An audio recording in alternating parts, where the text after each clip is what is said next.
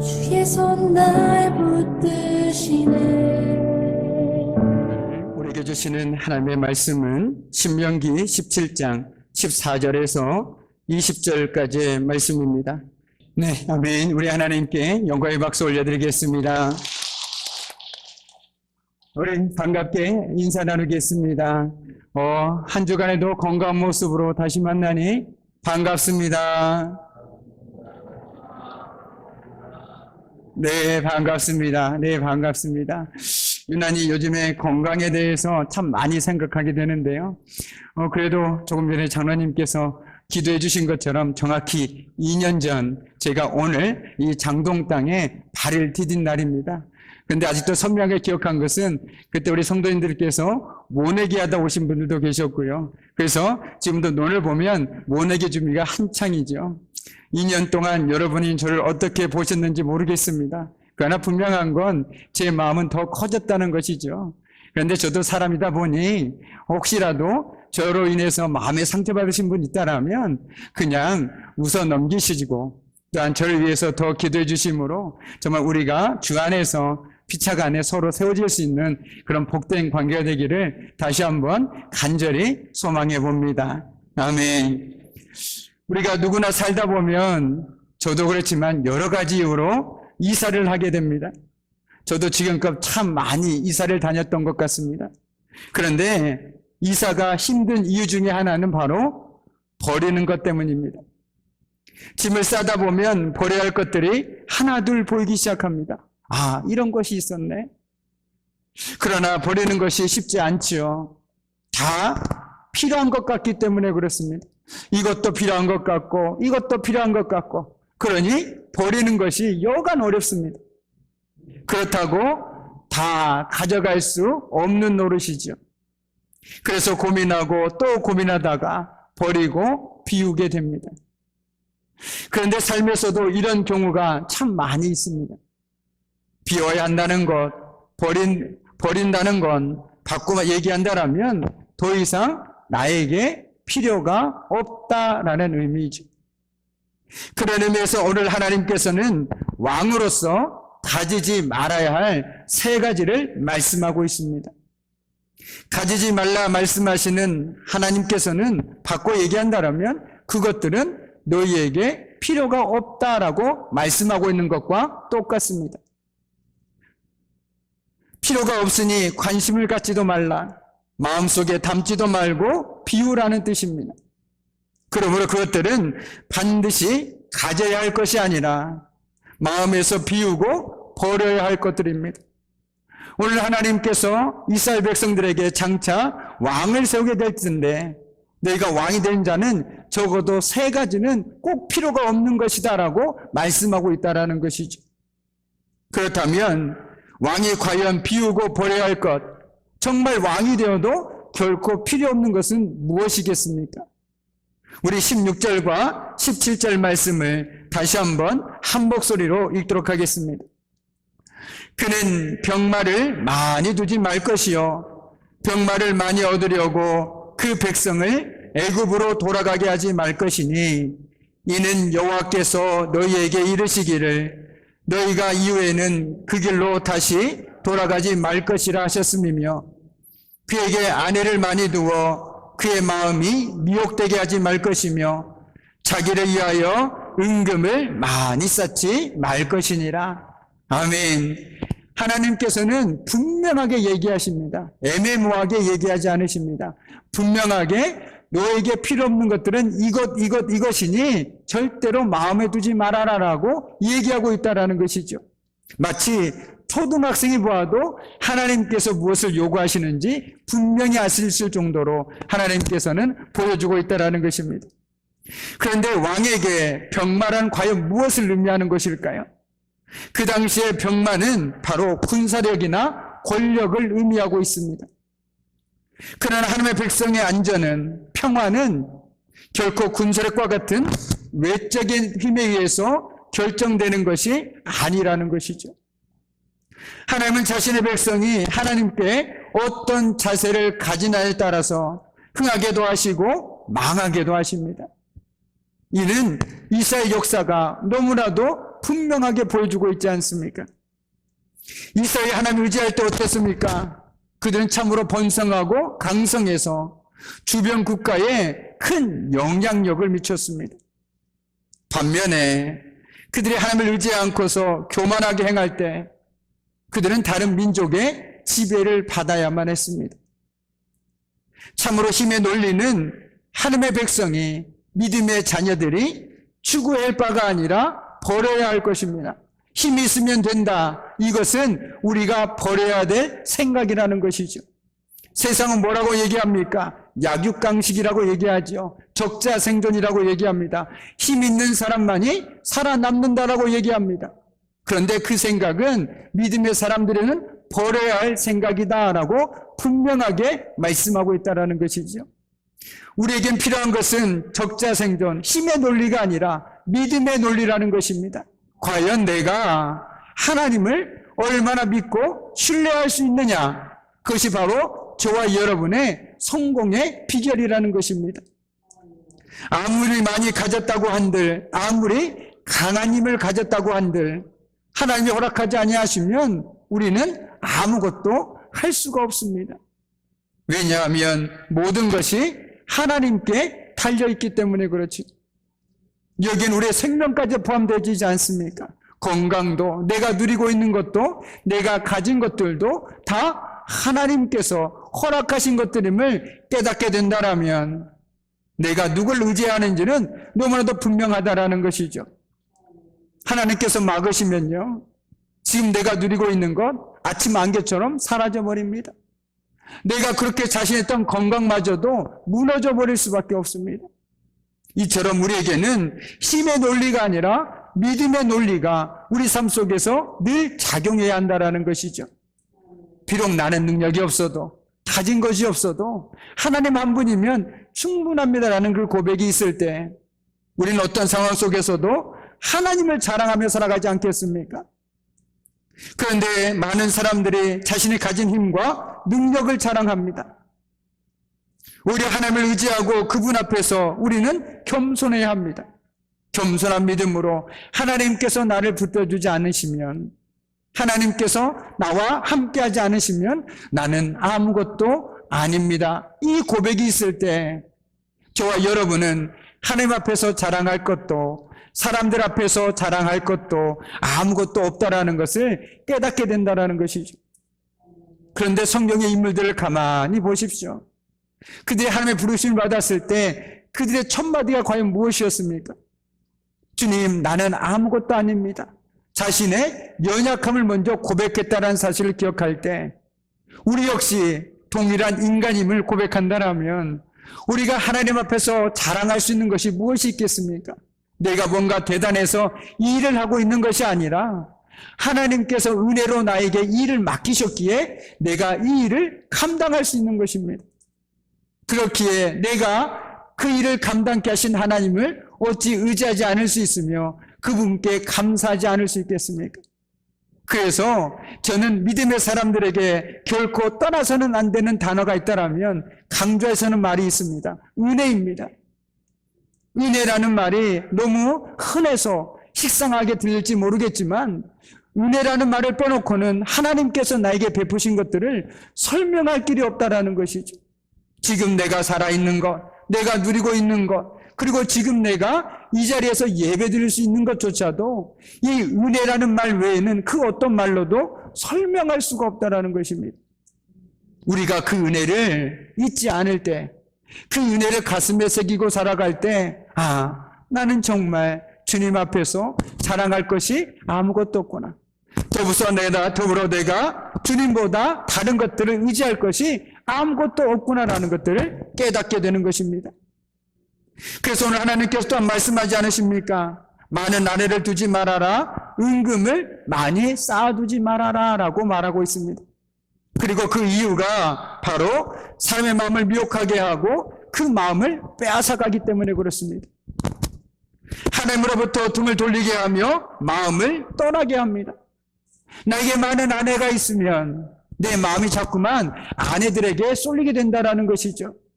내가 주의 일을 위하여 무엇을 할까 걱정할 것이 아니라 어떻게 하면 지금 내 아내를 기쁘게 할까? 그것들을 더 걱정하게 된다는 것입니다. 또 은금이 있으면 어떻습니까? 많은 것들이 그 돈을 사랑하게 됨으로써 우리가 죄악에 빠지게 된다라고 성경은 얘기하고 있지 않습니까? 그래서 돈을 사랑함이 일만하게 뿌리다라고 성경은 분명하게 기록하고 있습니다. 그런데 혹시 그것을 알고 계십니까? 이처럼 하나님께서 금하신 이 세 가지를 대표적으로 어겼던 왕이 있습니다. 그 왕이 누구일까요? 많은 은금을 가지고 많은 아내를 가지고 또한 많은 병마를 두었던 사람은 과연 어떤 왕일까요? 그렇습니다. 우리가 너무나 잘 알고 있는 솔로몬 왕입니다. 그는 하나님께서 보여주신 말할 수 없는 엄청난 복을 누렸던 솔로몬이었지만 정말 청개구리처럼 하나님께서 제발 너한테는 그것이 필요가 없다. 너에게는 그것을 관심도 가지지 마라 했던 그것들을 정확하게 세 가지를 모두 다 어기게 됩니다. 솔로몬은 자신을 위해서 애굽과 각국에서 말들을 가져왔습니다. 그뿐만 아니라 그의 많은 아내들이 솔로몬의 마음을 돌아서게 했습니다. 하나님으로부터 떠나게 만들었다라는 것이죠. 또한 많은 금은보화를 그는 모았고 그것을 자랑했습니다. 솔로몬은 신실하고도 겸손하게 첫 출발했던 왕이 아니었습니까? 그럼에도 하나님께서 왕으로서 절대로 하지 말라던 그 세 가지를 어김으로써 그는 그 마음을 그만 빼앗기고 말았습니다. 그 중심을 하나님으로부터 그것으로 빼앗기고 말았습니다.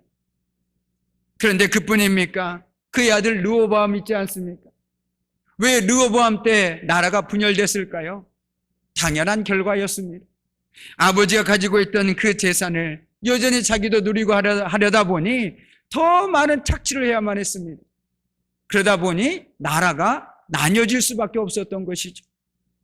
결론적으로 말씀드리자면 하나님의 말씀대로 살지 못하다 보니 나라가 나눠지고 말았다라는 것입니다. 이제 오늘 말씀에 비추어서 저와 여러분의 마음을 들여다보아야 할 때입니다. 과연 우리의 중심, 우리의 마음을 빼앗길 만한 것들이 어떤 것들이 우리 마음속에 있는지 한번 들여다봐야 합니다.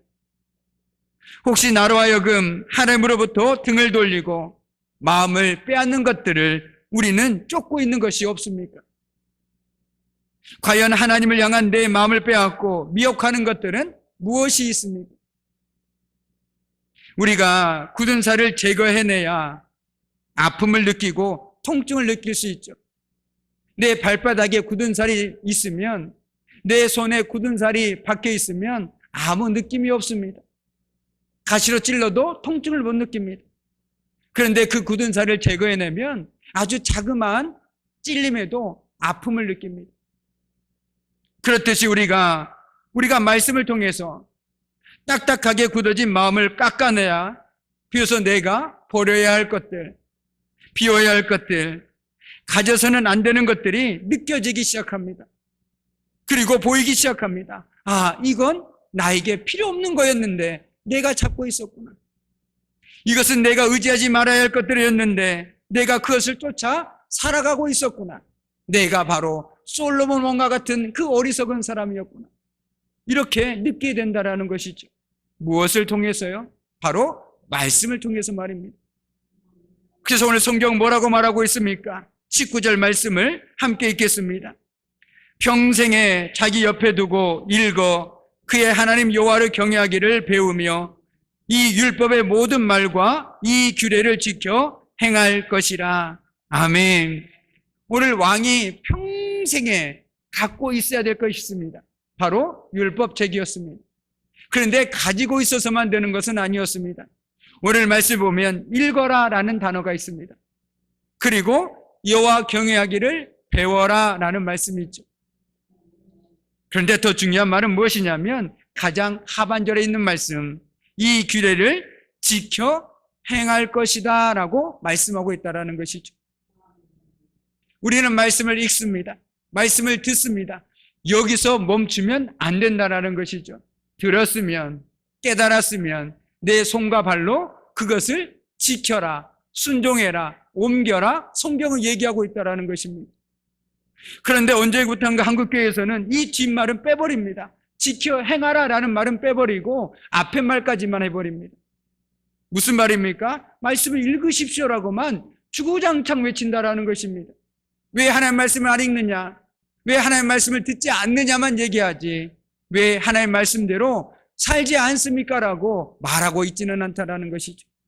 그러나 성경은 분명히 얘기합니다. 읽었으면, 들었으면, 깨달았으면 그 깨달은 만큼이라도 네 삶으로 보여줘라, 이렇게 얘기하고 있다라는 것입니다. 그래서 우리에게 그 예수님께서는 참으로 무서운 말씀을 하시죠. 마태복음에 보면 이런 말씀이 있습니다. 주여 주여 하는 자마다 다 천국에 들어갈 것이 아니요 오직 아버지 뜻대로 행하는 자라야 천국에 들어가리라 말씀하고 있다라는 것입니다.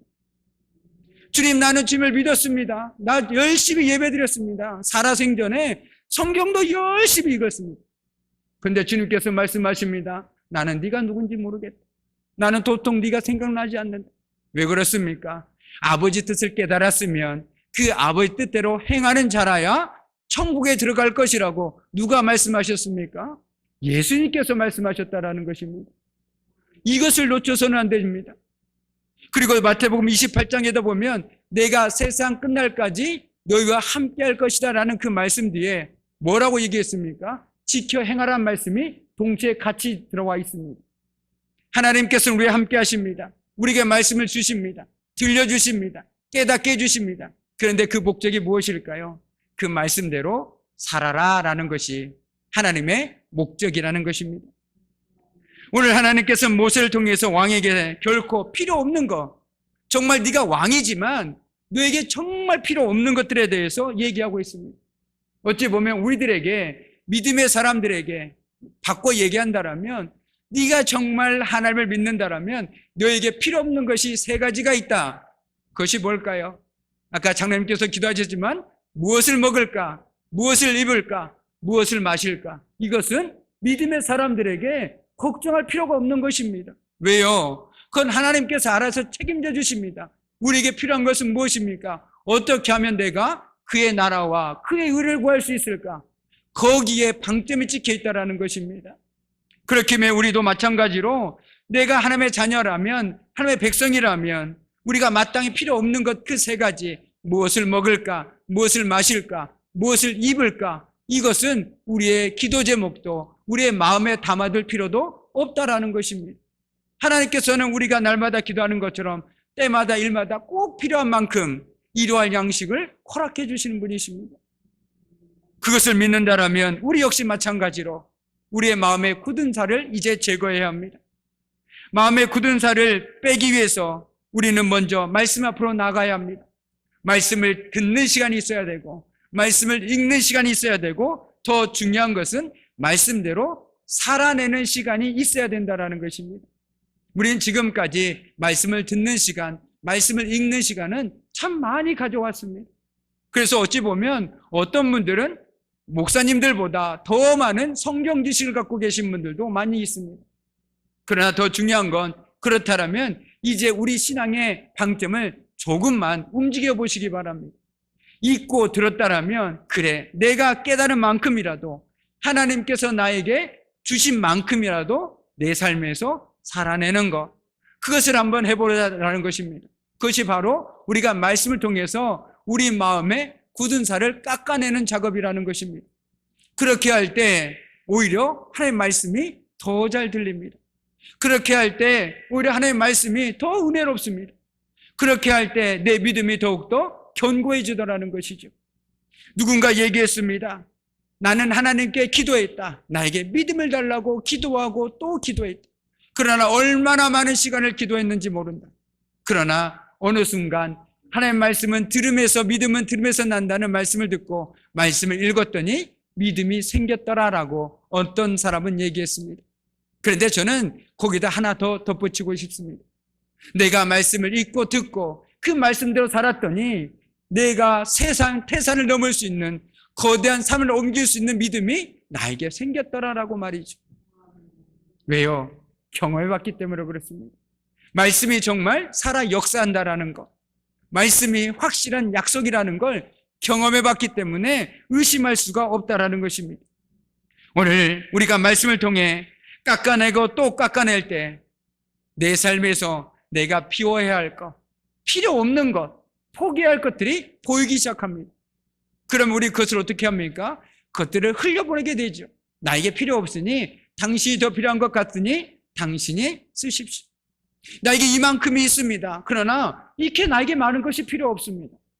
그럼 어떻게 합니까? 흘려보냅니다. 더 필요한 사람에게 흘려보냅니다. 그런데 더 중요한 건요, 나는 흘려보냈는데 여전히 내 삶은 채워지고 있다는 것이죠. 흘려보내면 없어져야 되는 게 당연한 것 아닙니까? 바닥이 나야 되는 것이 당연한 것 아니겠습니까? 그런데 하나의 법칙은 다릅니다. 보내면 보낼수록 채워지는 은혜가 있다는 것이죠. 그렇다고 해서 우리가 꼭 채워지기 위해서 흘려보내지 않았는 뜻은 아닙니다. 내가 아낌없이 흘려보낼 때 하나님께서는 또한 풍성한 은혜를 채워주심으로 더 많이 흘려보낼 수 있도록 은혜를 주시더라는 것입니다. 그러므로 우리가 말씀을 들었다라면, 말씀대로 깨달았다라면, 말씀을 통해 내 삶에 찔림이 있다라면 그 말씀대로 내 손과 발을 통해서 한번 옮겨보시기 바랍니다. 한 주간 말씀을 듣는 시간만큼, 말씀을 읽는 시간만큼 말씀대로 살아내는 시간을 더 많이 가지고 살아감으로써 우리가 세상의 욕심을 버리고 세상을 의지하는 마음을 제거해내고 오직 그 마음 속에 하나님을 더 의지할 수 있는 마음들이 생겨나기를 소망합니다. 그리함을 통해서 저와 여러분이 세상을 의지하고 사랑하기보다 오늘도 여전히 나와 함께 하시고 말씀대로 역사하시는 그분만을 의지하며 살아가는 저와 여러분이 되기를 주님의 이름으로 간절히 축복합니다. 아멘. 기도하시겠습니다. 우리 인생의 왕이 되시는 하나님 아버지, 왕 되신 주님 말씀 앞에 우리의 눈과 귀와 마음과 생각을 집중하게 하여 주시옵소서. 그러므로 헛된 세상의 유혹에 미혹당하지 않도록 하여 주시고 언제나 우리가 말씀을 듣는 시간, 말씀을 읽는 시간 못지않게 말씀대로 살아내는 시간을 통해서 우리가 버릴 건 버리고 딴 실천할 건 실천하며 살아가는 복된 믿음의 삶을 살아낼 수 있도록 하나님 도와주옵소서. 감사드리오며 예수님의 이름으로 간절히 기도드립니다. 아멘. 이제는 우리 주 예수 그리스도의 은혜와 아버지 하나님의 말할 수 없는 사랑하심과 성령의 사귐과 임재와 다스리심이 말씀을 등불 삼아 하나님을 의지함으로 버릴 것은 버리고 딴 실천하는 삶을 살아가기를 결단하는 사랑하는 성들의 삶과 그들의 가정과 일터와 사업장 위에 사랑하는 자녀들 위해 이제부터 영원토록 함께 하시기를 간절히 축원하옵나이다. 아멘.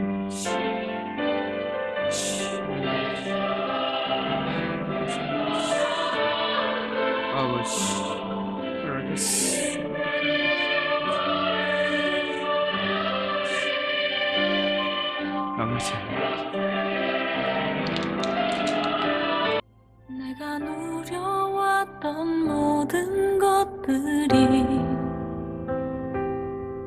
내가 지나왔던 모든 시간이 내가 걸어왔던 모든 순간이 당연한 것